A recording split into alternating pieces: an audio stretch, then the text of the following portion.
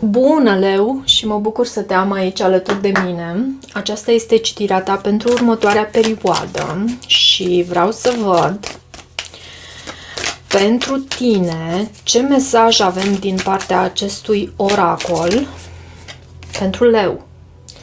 Ultimul pătrar de lună în Fecioară. Atenție la detalii pentru tine, văd aici. Și primul pătrar de lună în Gemeni. Cumva să îți asumi cuvântul, speak your word into being, să îți asumi cuvântul și felul în care îl folosești pentru în direcția a ceea ce tu îți dorești să obții, ok? Pentru că noi, prin gând, acțiune, cuvânt și sentiment, noi astfel manifestăm și este o chestiune științific demonstrată, nu este ceva ce eu spun acum nou. Iar prin cuvânt, prin felul în care tu vorbești, tu aduci din nemanifest în lumea concretă, ok? Și e bine să ții cont de acest aspect. Nu știu, poate ai ceva Mercur, ceva plasamente pe Fecioară și Gemeni în harta ta natală. De asemenea, ți se spune, pentru că văd aici, să te eliberezi de control, ok? Deci, cum spuneam, poți să ai ceva Gemeni, Fecioară pe harta ta natală sau să ai de a face cu o astfel de persoană. Oricum ar fi, reprezintă energii guvernate de Mercur și Mercur este acea planetă care influențează comunicarea, tehnologia, asta da, știm, dar mai ales comunicarea. Hai să văd situația cu care tu te confrunți. 4 de bâte. 4 de bâte vorbește despre acel sentiment de acasă, bucurie, sărbătoare. Acasă poți... Uite, mâine este sărbătoare, nu? Avem ziua de 14. Și avem și ziua crucii, parcă se denumește, nu? Parcă așa se cheamă. Și nebunul. Un nou început, bineînțeles, dar este interpretarea cea mai clasică, așa, și aș vrea să deviem așa ușor, nu prea mult, încât să nu ne îndepărtăm de mesajul tău, dar în același timp să creăm și acele conexiuni și legături neuronale care să ne ajute să ne facem viața mai frumoasă. Ok? Cu acest 4 de bâte și nebunul poate fi vorba și despre un nou început în dragoste, pentru că nebunul vorbește despre cu pasiune aici. După o perioadă în care tu te-ai simțit destul de pus la pământ așa și cu anxietăți, cu frici, cu temeri, ai pus punct acestor frici, ai găsit instrumentele necesare și ai conștientizat faptul că mintea ta este un instrument, dragilor, atât de puternic și noi putem să o folosim foarte ușor să manifestăm și să creăm, să aducem în lumea noastră, în viața noastră, mai ales dacă suntem într-un vibe așa din acela low, jos, putem să aducem în viața noastră niște bazaconii, am să le numesc, dar putem de asemenea cu mintea noastră să aducem în concret, nu știu, să manifestăm pui de rasă și să-i vindem. Dau exemplul cel mai glumeț, așa, dar să știți că este posibil. Mintea, chiar mintea, prin gândurile pe care noi le întreținem, împreună cu inima, prin sentimentele pe care noi le trăim și cuvântul pe care îl folosim, pentru că voi e necesar să vă asumați cuvântul, deci minte, inimă, cuvânt, și deja sunteți pe drumul cel bun. Asumați-vă cuvintele, fiți autentici, ok? Și gândiți-vă la ceea ce este frumos, pentru că avem nevoie de oameni, am să spun fericiți, dar mai degrabă împliniți, care să ne inspire, nu? Eu așa cred. Ok, hai să văd. În blocaj avem 9 de bâte, poate și o senzație de extenuare, poate și acel sentiment că, măi, am trecut prin atâtea, prin câte să mai trec cu acest 4 de monede. Dar cred eu că asta s-a întâmplat mai ales pentru faptul că tu cu acest 4 de monede nu ai fost deschis la oportunități. Fiind în blocaj, tu tinzi așa să te autoprotejezi, să nu ai încredere în ceea ce vine ca oportunitate în direcția ta, să te îndoiești, nu? Și îndoiala ce duce sau ce aduce? Ne duce la deznădejde și tot așa. Ne scade vibe-ul. Hai să văd acum în subconștient ce avem pentru tine. Deci o oarecare senzație așa de închidere din partea ta este în blocajul tău și asta pentru că ai fost încercat în viață și toți suntem, nu uita de acest lucru, dar nu te închide. Nu te închide. Și 4-4 poate fi un număr important pentru tine. Hai să văd acum în subconștient ce avem. Muza de inspirație, acesta este regele de bâte. Poate fi un alt semn, da, poate fi un alt semn de foc. Chiar o flacără geamănă pentru unii, un suflet pereche, pentru că avem și 4 de bâte aici și 2 de cupe. Semnele de foc le știm care sunt, nu am să le și repet. Leu, berbec, săgetător, dar e o persoană care preia din aceste trăsături, pasională. Și poți să fii chiar tu această persoană, pentru că tu ești un semn de foc și îți este foarte ușor să accesezi această energie. O persoană care e dispusă să lupte pentru tine aici. Ce lași tu în trecut? Ok. Am văzut asta în subconștientul tău. În toți porii tăi, cu toată ființa ta, tu ai această energie de luptător.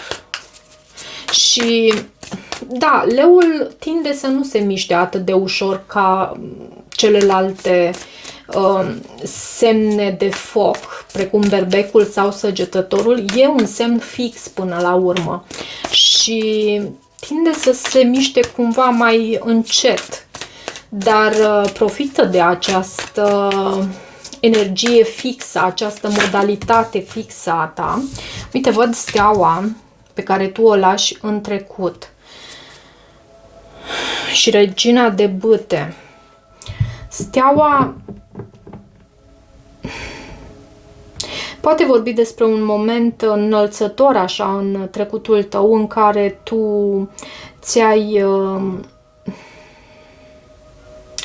îmi vine să spun aici, ți-ai format o anumită viziune pentru viața ta, pentru că steaua vine și cu acel scop înalt, acel ideal înalt pe care noi putem să ne-l formăm, pentru că așa cum știm, viața poate să fie un mare haos. Când descoperim acest lucru, ține de noi să îi dăm un sens. Cred că Lucian Blaga spune lucrul acesta, doar că mult mai sintetic, într-un citat minunat pe care eu nu mi-l mai amintesc foarte bine. Ok, steaua. Asta lași tu în trecut. Se poate să fie avut legătură cu un vărsător. Iarăși aici este energie de vărsător, încredere, speranță. Ți-ai descoperit și ți-ai exersat o anumită viziune pentru viața ta. E minunat să fie așa. În gândurile tale, ce avem în gândurile tale?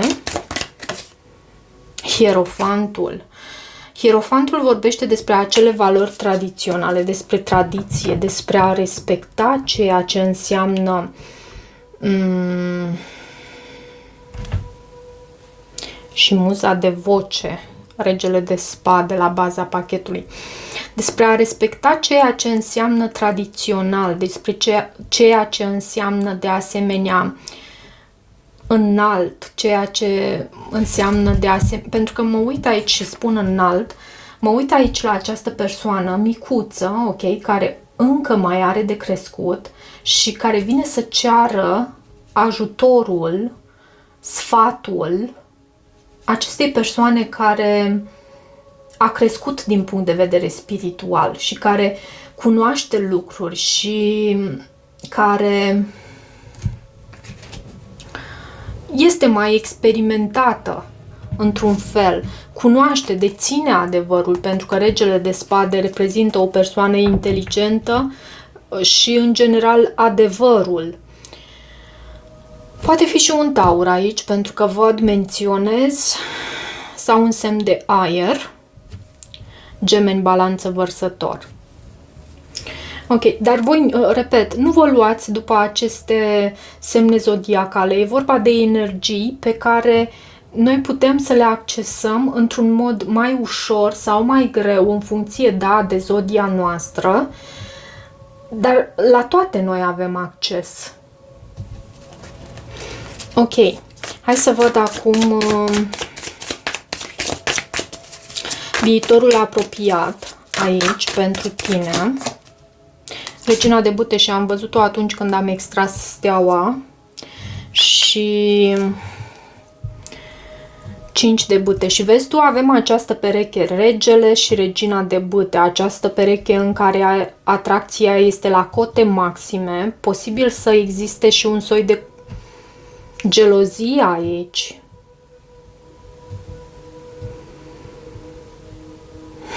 Regina de bute este o luptătoare. În viitorul tău apropiat, posibil să intri într-o oarecare competiție, pentru că văd din nou această și spun din nou pentru că reprezintă zodia Taur și avem Taur și aici, această împărăteasă. Poate să fie un mix aici între un Taur, un Leu și mai văd și Vărsător.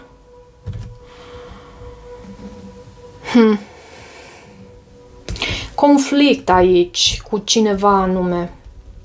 Dar nu e un conflict din acela cum avem în 5-ul de spade. E ceva mai petty, așa, mai lucruri care se spun așa, doar de dragul de a se spune, negative, da, dar nu foarte serios, asta vreau să spun. Și această regină de bâte nu renunță.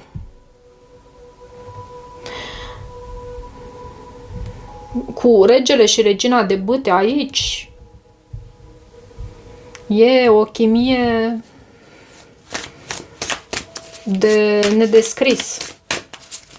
Hai să văd în sfatul sau și starea ta emoțională. 3 de bâte.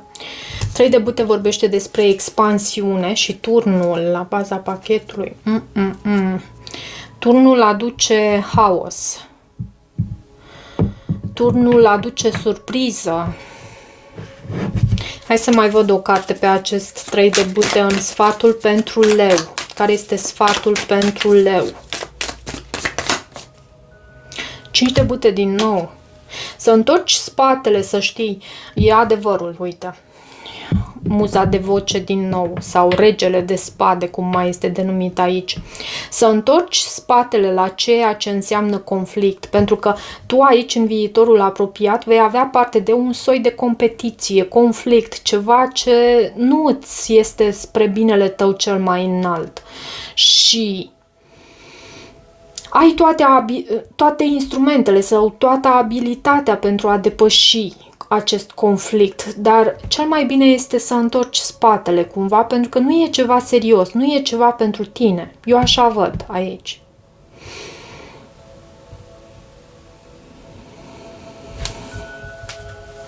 Ok, hai să văd în ceea ce vine din exterior pentru tine. Ce vine din exterior pentru tine.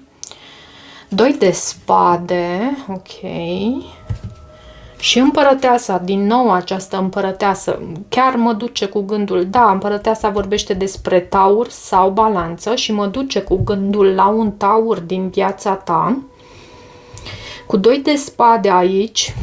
De ce 2 de spade? Vine cu blocaj, vine cu nevoia de a lua o decizie grea, dar cred că este un blocaj din partea acestei persoane, acestui taur, acestei împărătese, nu știu. De ce 2 de spade? Faetonul. Cineva se îndepărtează. Și e necesar să ai răbdare aici. Nu e timpul divin aici. Nu, timpul divin, când spun asta, nu s-au aliniat lucrurile în așa fel încât cu ușurință să vină la tine și tu să acționezi cu drag în direcția a ceea ce îți dorești, să fie lucrurile, să meargă așa ușor, strună. Ok, în frica sau speranța ta, ce avem în frica sau speranța ta? Cavalerul de spade, poate fi acest vărsător, gemeni, balanță. Cavalerul de spade acționează foarte rapid și vorbește despre acțiune, vorbește despre adevăr, pentru că e o carte de spade. Reprezintă acest element al comunicării, al mentalului. Și 7 de cupe. Îți e frică Îți e frică, nu știu, că poate nu deții adevărul, poate nu cunoști lucrurile cu adevărat? Nu te gândi așa. Pentru că ceea ce este menit pentru tine să știi, oricum vine la tine sau deja tu deții acel adevăr. Am văzut regele de spade de mai multe ori și regele de spade vorbește despre adevăr. Ceea ce tu e menit și ia-o ca o experiență viața, pentru că noi învățăm lucruri și învățăm și ne bucurăm de noi experiențe și la un moment dat uităm și iarăși e necesar să ne reamintim, pentru că suntem multifacetați așa și viața în genere, nu doar noi, este multifacetată viața. Și nu putem sta într-un loc. E necesar să experimentăm lucruri și să cunoaștem experiențe noi de viață. Nu te gândi că nu vei avea parte de claritate, pentru că gândește-te că tu ești protejat și atunci când vei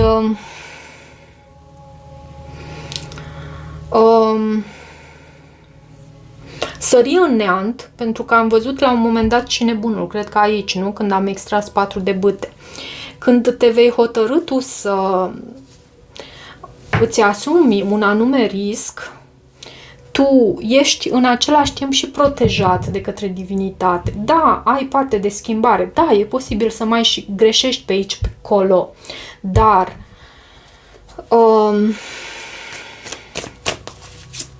de fapt tu ești protejat și ghidat, pentru că tu ți-ai setat un anume obiectiv aici. Ai un ideal înalt aici, cu o viziune, nu? Același lucru până la urmă. Ce vei obține tu pe final de perioadă? Hai să văd. 7 de cupe, opțiuni și 4 de emoție. Opțiuni și opțiuni care nu știu cât îți aduc o stare așa de pozitivă. De ce 7 de cupe?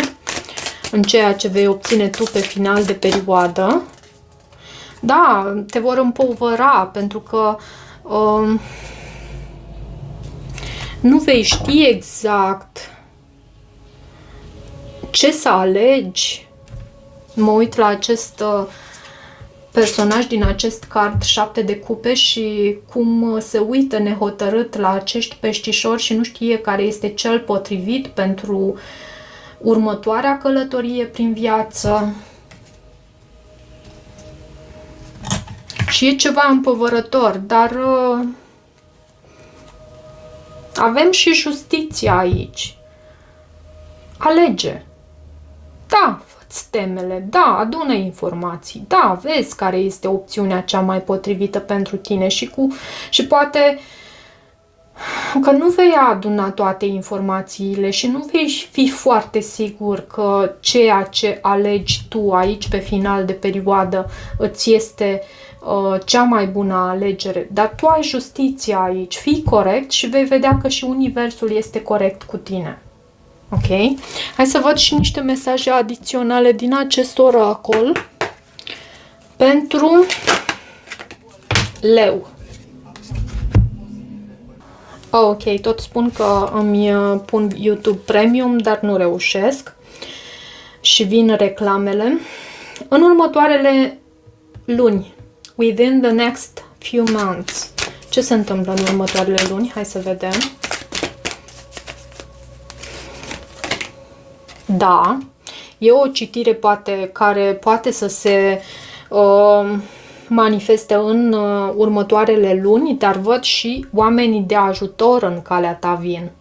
Și tu ai parte de această energie pentru că tu, de fapt, ai transmis în univers acea energie precum că tu vrei să fii de ajutor celor din jur și la rândul tău, prin legea bumerangului, tu primești în următoarele luni. Ai încredere.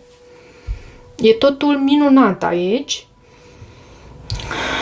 Ok. Dacă rezonezi cu acest mesaj, nu uita să te abonezi canalului și să mai treci pe aici, pentru că e o comunitate, așa, mi-am pus în panoul meu de manifestare ca această comunitate, calea vindecării, să fie una care dorește creștere și evoluție. Și același lucru, creștere și evoluție și inspirație, de ce nu? Și mai și alte lucruri, am să vi le mai spun pe parcurs. Vă las acum, pentru citiri personale aveți detalii în descrierea videoclipului și ne vedem curând. Vă pup! Pa, pa!